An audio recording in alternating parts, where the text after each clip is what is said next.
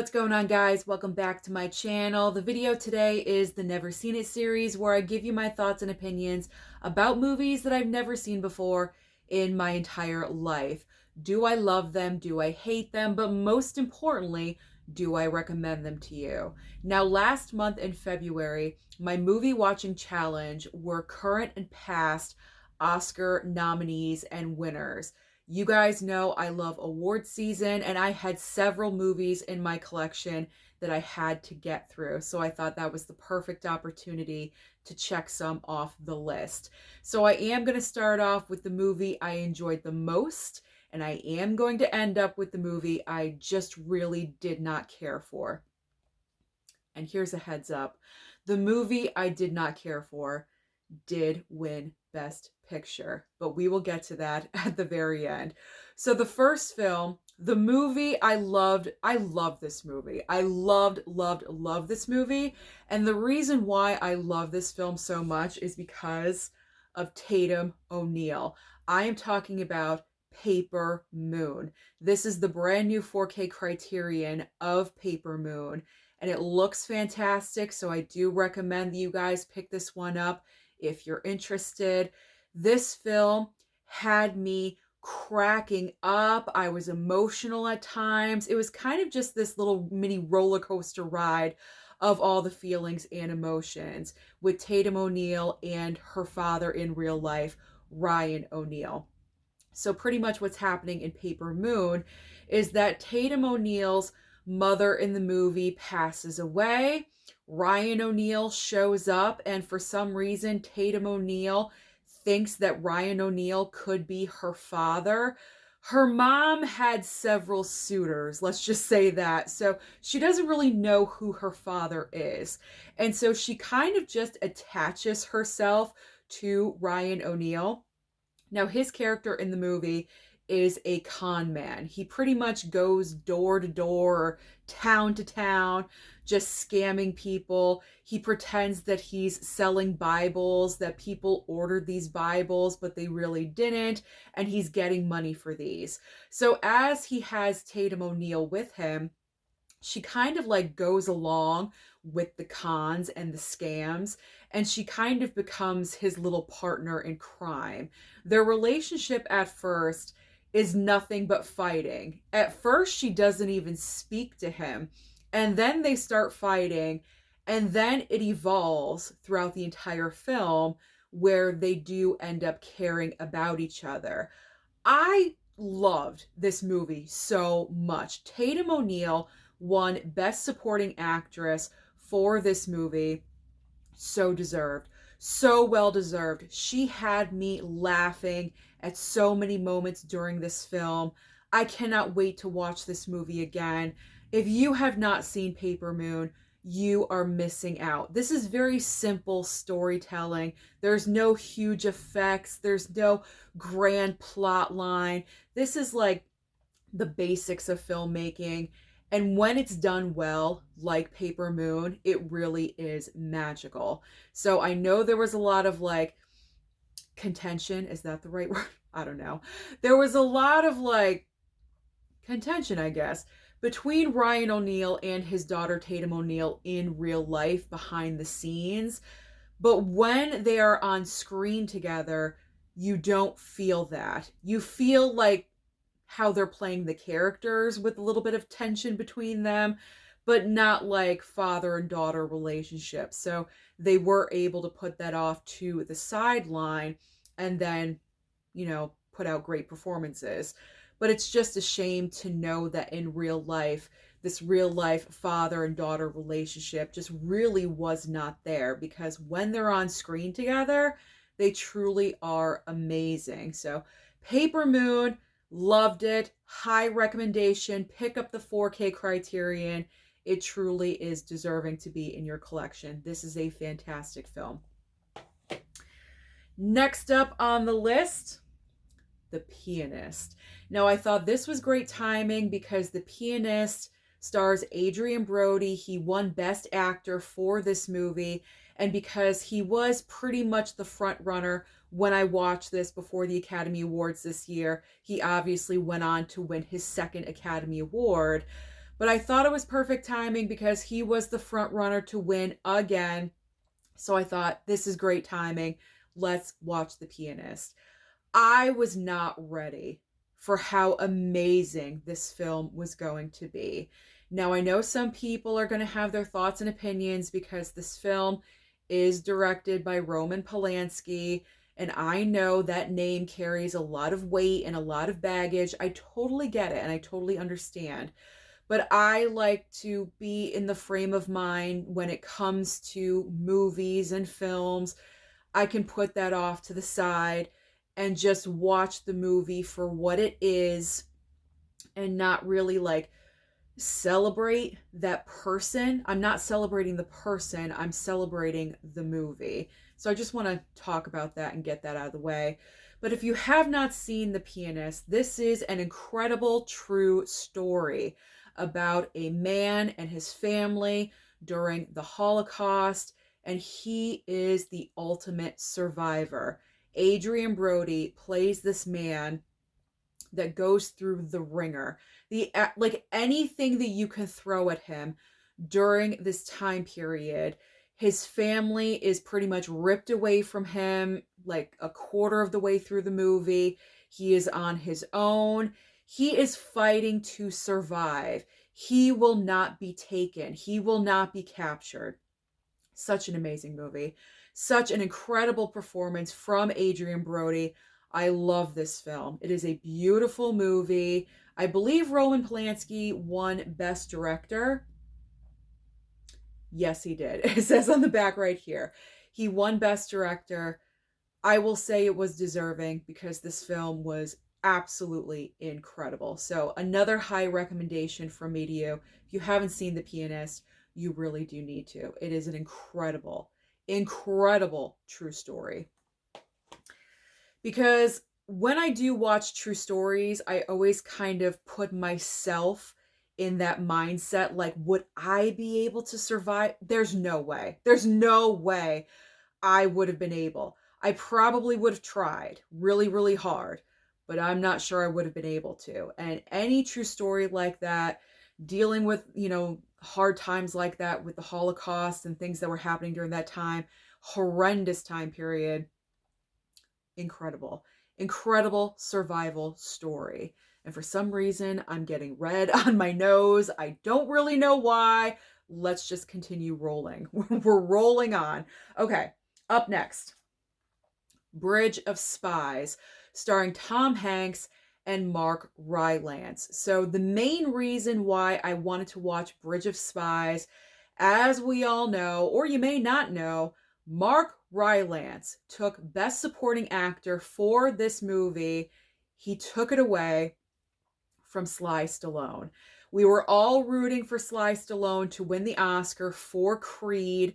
He was pretty much the front runner. And then out of nowhere, Mark Rylance came up from behind and snatched it on Oscar night.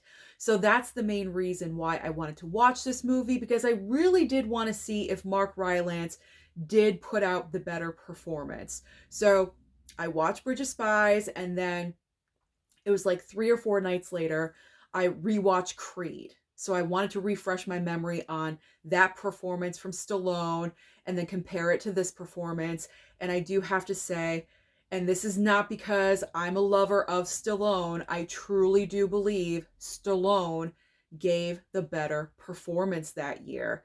When you are sitting there and you're watching both of these Best Supporting Actor performances, Mark Rylance, it's good. He gives a great solid performance, don't get me wrong, but nothing that he does in the movie really stands out. He doesn't have like that Oscar moment in the movie, whereas with Stallone in Creed, he had a couple of great moments when he's talking to Michael B. Jordan's character, when he's hyping him up in the final fight at the end of the movie. Just like little moments that he had were Oscar moments. Mark Rylance didn't really have that. So I gotta say, this is a case where the Academy, I believe, messed up and Stallone should have won.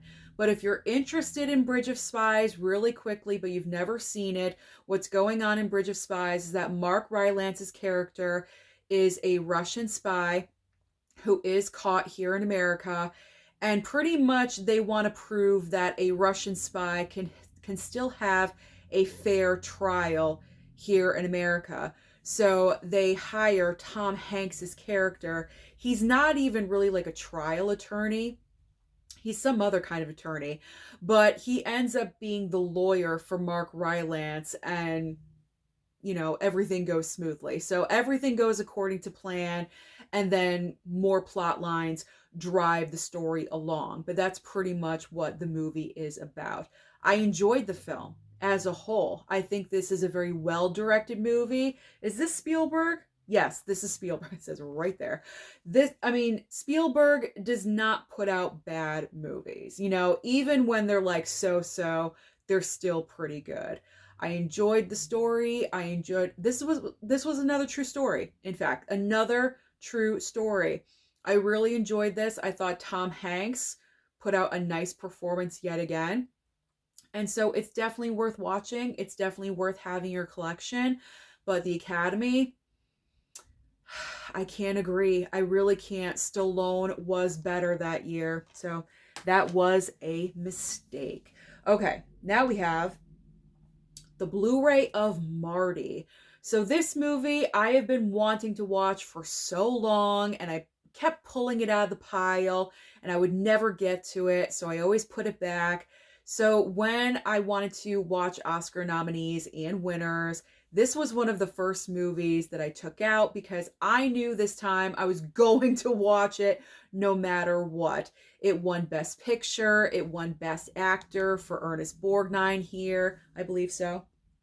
It won a lot. Did it win 4? It was nominated for 8 and it won 4. Best Actor, yep, Best Director, Screenplay, so on. So this won major awards. So I was getting excited to watch this because usually our Best Picture winner, that's the best movie of the year. It's usually an epic movie. It leaves a great impression on you, whatever it is.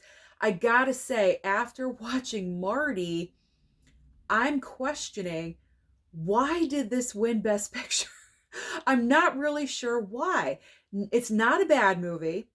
It's a good movie, but it's not one of those films where I would put it in like that Best Picture, like epic category. It's not Oppenheimer. Like Oppenheimer, that was an epic win last year. I don't know. This is a very simple tale of Ernest Borgnine, who is single.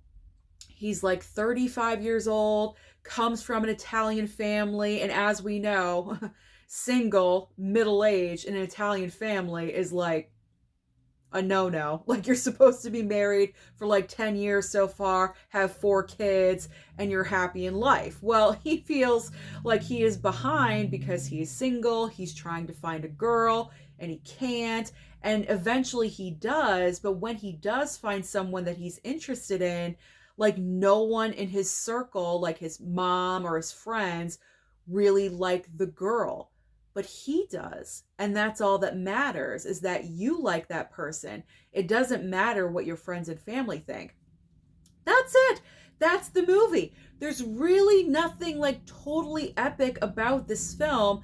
And I was kind of questioning, I'm like, well, what other movies were nominated that year to go up against Marty where this won Best Picture? And honestly, I did look it up. I can't remember what other movies were nominated. Maybe they just really enjoyed the fact that this was a simple, heartfelt story, and that's why it won. I don't know. I enjoyed it, but I can't understand the Best Picture win. That I'm a little like dumbfounded by. The Best Actor win, okay, I could see that. Ernest Borgnine was great in the film, but I mean, nothing that like blew my mind, you know what I'm saying? So it's just a little confusing, but I'm not hating on it. I'm just confused. Okay, all right, so I have seen this movie, but not the 4K, and it is The Shape of Water. I'm not going to go on and on about this movie because I've already talked about The Shape of Water so many times. I actually get some nasty comments when I do talk about the movie because, I mean, Pretty much to me, this is just, mating with a fish. That's it. Mating with a fish. I know there is more subtext to the movie. Okay, I understand that. I get it. I know there is more to the story than mating with a fish. Okay, but at the end of the day, that's what's happening. Okay, that's what's happening. She's falling in love with a fish creature, man creature, whatever you want to call it. Original, yes. Totally original, totally outside the box. Do I think this should have won Best Picture? Absolutely not. Absolutely not. But it probably won because it was the most original movie of that year. But it looks amazing. And that's the reason why I was curious about the 4K transfer of the film. And it does look very nice. I will say that.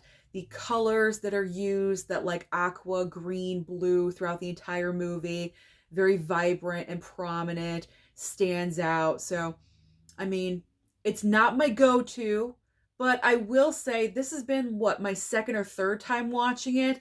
I'm getting more used to it. I wouldn't say it's growing on me. I don't know if it's gonna, go that far, but I'm not opposed to watching it as I was before, so every time I watch it, I like it just a little bit more. Just a smidge. After my mom watched it, and it was her first time watching it, she was like, "What was that?" She's like, "Wow, that won Best Picture." So, Mama Blu-ray. She wasn't that big of a fan of The Shape of Water, but I am getting used to it, okay? I'm giving it a chance. It's in the collection. It's here to stay, so I will rewatch it again. All right, now I finally watched Inglourious Bastards. It is about time. I feel like this has been in my collection forever. And again, we are dealing with Nazis, we are dealing with Holocaust time, and this is a very serious, sensitive subject. It is not one that I'm like, yeah, like, let's watch a movie like that. But the way Quentin Tarantino puts this entire film together, the script is tight. And it's also very, very intelligent. I love the way this movie was written. Brad Pitt puts in a very interesting performance, I will say that. But the clear standout was the Best Supporting Actor winner, Christoph Waltz. Man, when he comes on screen, you cannot help but give all of your attention to him. He's absolutely incredible. And what I really like about this movie is that even though, again, the Nazi and the Holocaust and like all of like that symbolism is literally drowned in this movie. It is everywhere. It's just, very uncomfortable topic. But the way Quentin Tarantino puts everything together, it doesn't make you feel that way. So that's a good feeling, because I don't want to, sometimes it is good to be uncomfortable, out of that comfort zone while you're watching a movie. That's part of the reason why we watch different sorts of films, absolutely. But this is such a sensitive subject, you know what I'm saying? So for him to make a movie like this, to have like, I want to like pose this the right way. Phrase. I want to phrase, posing. What am I talking about? I want to phrase this the right way. For Quentin Tarantino to just combine everything and have like a little offbeat, little off kilter Nazi movie, and done in a way where you're not completely offended. Very much like Jojo Rabbit, but not that comedic. It's not like in that comedic way, but where you're taking a sensitive subject and you're just, it's like you're handling it well. Handling it well with kid gloves. All right, I'm going to stop talking about this because I feel like I've wrecked this. But you know what I mean? You know what I'm talking about? That's what I really appreciated about this movie. Great film. Great film, and I'm so happy I finally watched this freaking thing because it's been in my collection for probably a couple of years, so it was time. Next up, Girl Interrupted, another true story. So we have Winona Ryder and also Angelina Jolie, who won Best Supporting Actress for this movie. I mean, clearly Angelina Jolie is the standout of this film. Winona Ryder, it's kind of unfortunate. It's her movie, but she is like, tossed off to the side. Anytime Angelina Jolie comes onto the screen, you can't help but pay all of your attention to Jolie because she is just so present. Her personality is so dominant, but I still really enjoyed Winona Ryder. I thought she was great casting for this film. And if you haven't seen Girl Interrupted, pretty much Winona Ryder plays a girl that, I guess, tried to, take her life and was on. She says differently in the movie, but I believe that's what she was trying to do.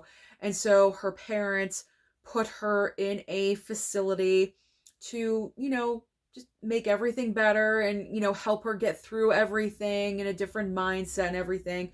So while she's at the facility, there is a radical mix of all these different kinds of personalities amongst all of these girls.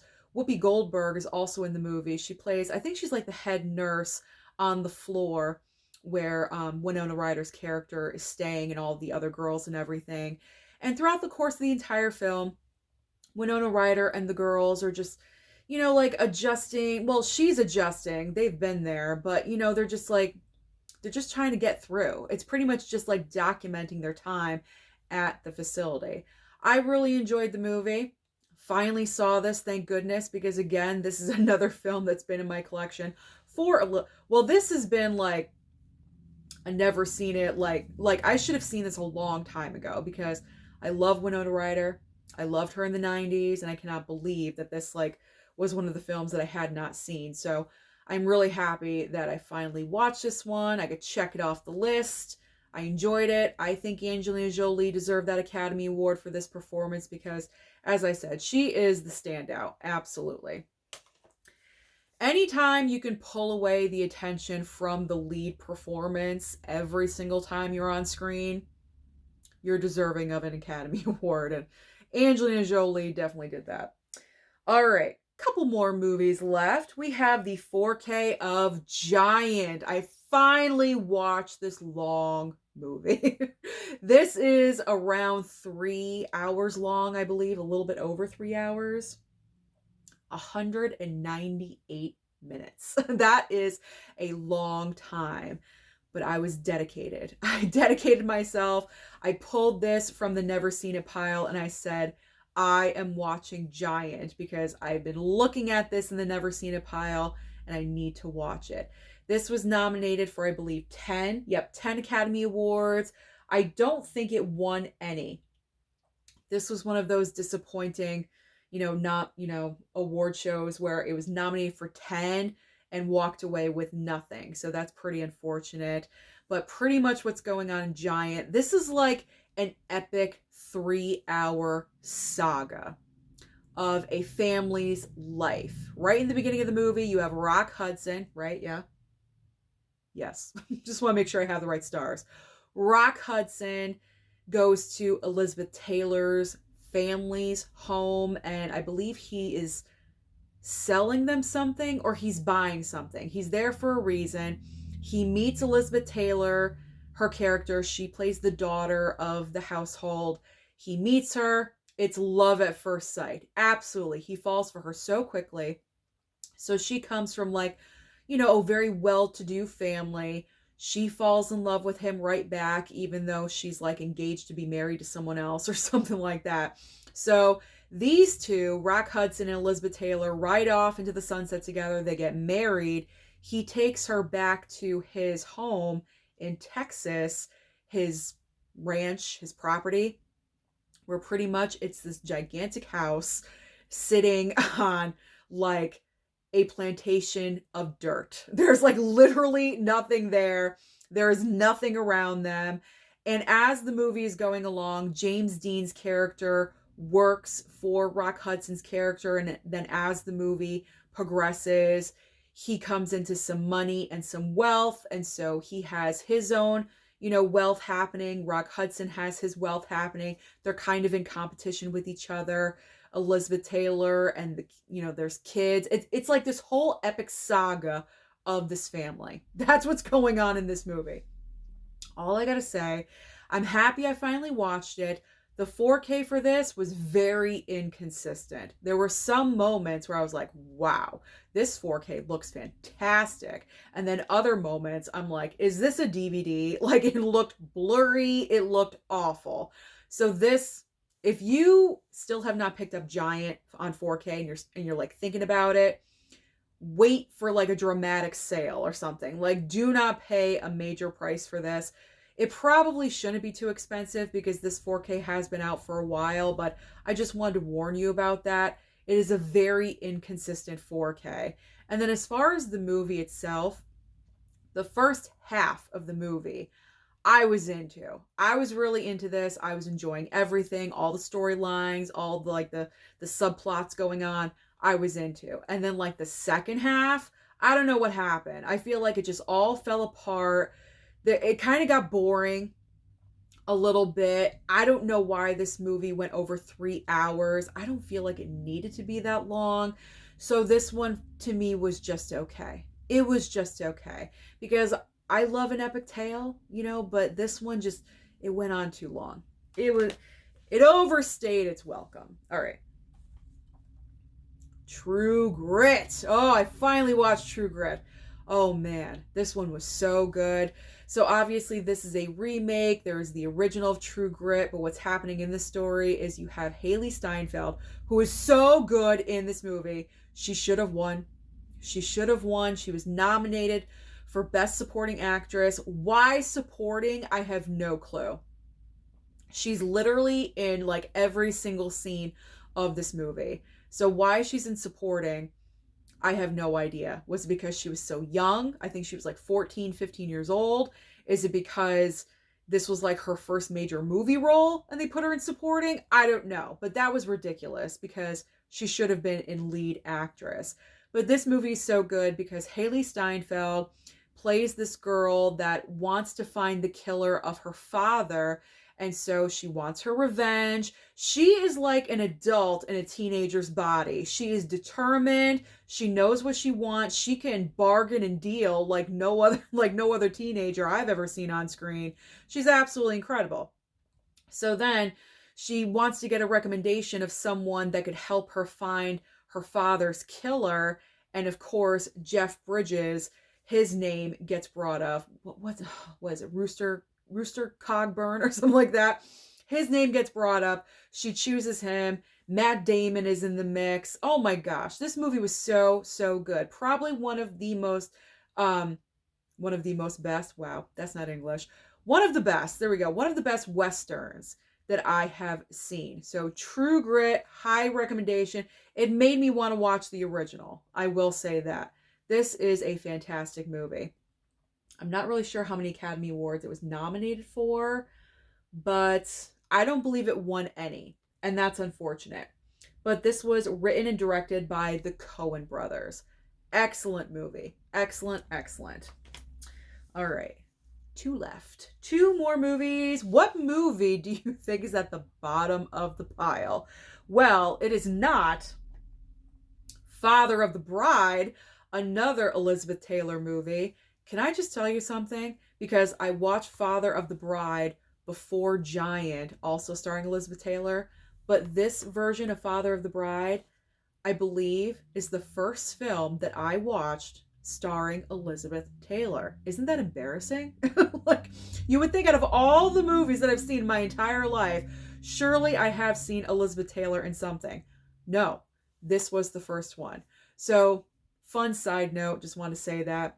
So while I was watching Father of the Bride, I already knew pretty much what was going to happen in this movie because I have seen the Steve Martin remake version of Father of the Bride. So pretty much you have Spencer Tracy as the dad in this movie, who is just so good in this part. There was one specific scene in particular where I just really loved him in the movie.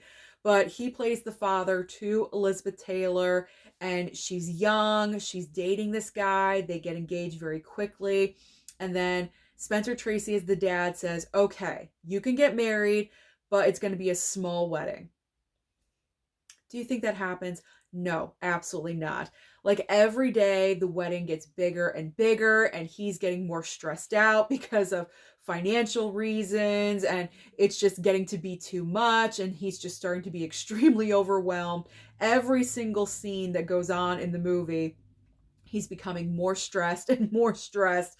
Like he wants to, wear this tuxedo that he had, 20 years ago, and it doesn't fit him, but he's determined to wear it just to save money. My personal favorite scene in the movie is when he's in the kitchen. I believe it's the engagement party of the couple, and he can't even be out there during the party because he's like trapped in the kitchen, and everyone thinks that he's the bartender. So all these people keep coming into the kitchen ordering drinks, and he's like, no. But he keeps making the drinks, but he wants to get out there, I think, to make the speech at the party, but he never gets a chance to do so. Pretty much everything that could go wrong goes wrong or just doesn't happen the way it's supposed to in this movie, and it's just so highly entertaining. This is a cute film. I really, really enjoyed it. So as far as Academy Award, let's see. 4? No. I think Spencer Tracy got a nomination. I'm not seeing where else. It was nominated for Best Picture and Screenplay. So Best Picture, Screenplay, and Best Actor nomination for Spencer Tracy. This is such an amazing, fun, cute movie. So if you have not seen the original Father of the Bride, I really do recommend that you do. This was a ton of fun. All right, so now let's talk about the movie I just did not care for. This is probably going to ruffle some feathers, but I'm used to that here on this channel, so no big deal. Okay. Don't hate me. Please don't hate me. I know some people do, and that's fine, but don't hate me for this. It's The Deer Hunter. I just couldn't with this movie. I was so bored. I was bored to tears during this movie. It is another over 3-hour long film. You have Robert De Niro. This has all of the ingredients to be an amazing film. You have De Niro. You have Christopher Walken. You have Meryl Streep. Okay, you have all of these incredible actors in this film. This won Best Picture. I believe Christopher Walken won Best Supporting Actor for this film as well. It's about a bunch of guys that work together, and some of them are going off to war, to Vietnam, and like the events that happen over there. And then when they come home, PTSD kind of situations, and Meryl Streep's character is romantically involved with Christopher Walken's character when the movie first starts, and then she kind of evolves over to Robert De Niro. That's pretty much what the movie is about. Okay. Why did I not like this movie? Because, you would think I would, and I thought I would. I was so bored. I was so freaking bored. There is a wedding that happens, okay? There is one of the male friends of the group is getting married before they go off to war, okay? So I thought this was going to be a quick wedding, like a quick little scene. Oh no. This wedding takes up a lot of time in this movie. I'm not really sure if that is supposed to be like overly significant or not.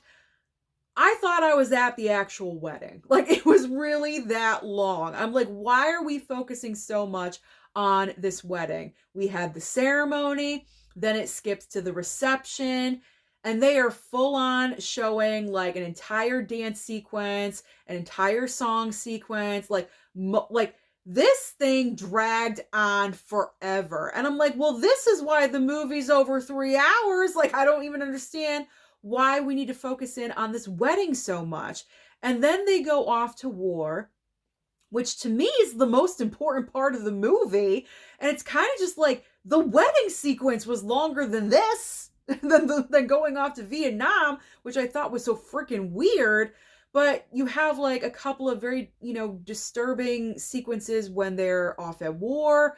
And then Robert De Niro comes home, and then he's, kind of getting with Meryl Streep and everything. And I don't know. It didn't work for me. And I'm not really sure why. I don't know. I just don't know. I don't know. I don't know. I feel like maybe if the movie was shorter and did some more editing. Did this win best editing? Or it better not have. I don't know. I feel like, I don't know. It doesn't say on the back of here. But this just, I I can't revisit this for a while. I can't.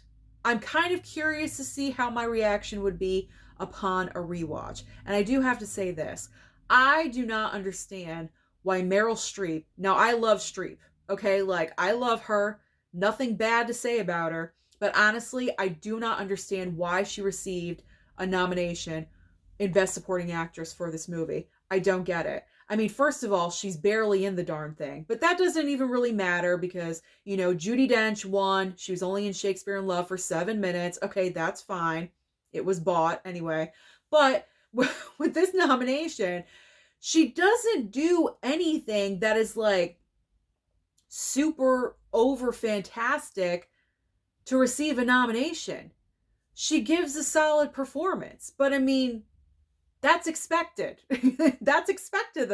I mean, maybe because this is an earlier role, I'm not really sure what other movies she did prior to this or, you know, nominations or anything, because Meryl Streep is the Academy Award nominated queen, as we know. She's received so many of them, but I don't get it. I don't understand why she was nominated. De Niro, I understand. Walken, absolutely. He got the win. But hers, I don't get it. Am I missing something? What am I missing when it comes to The Deer Hunter? I'm not really sure. So comment down below and let me know what I am missing here, because I truly would like to understand. I will rewatch it, but not anytime soon. I need a break. I need a cleanse from The Deer Hunter because I'm still dreaming about that song from the wedding. Honestly, like it just went on and on and on, kind of like this video. So I'm going to wrap it up right now. Deer Hunter, I'm not going to throw it. I usually do sometimes, but I'm not. But didn't care for it. Didn't care for it. You can put your money towards something else, a different 4K, not the Deer Hunter. That's my recommendation from me to you. So those are my thoughts about all of these past Academy Award winners and nominees. Comment down below and let me know your thoughts about any of these movies. Don't forget to like and subscribe before you leave, and I'll see you next time.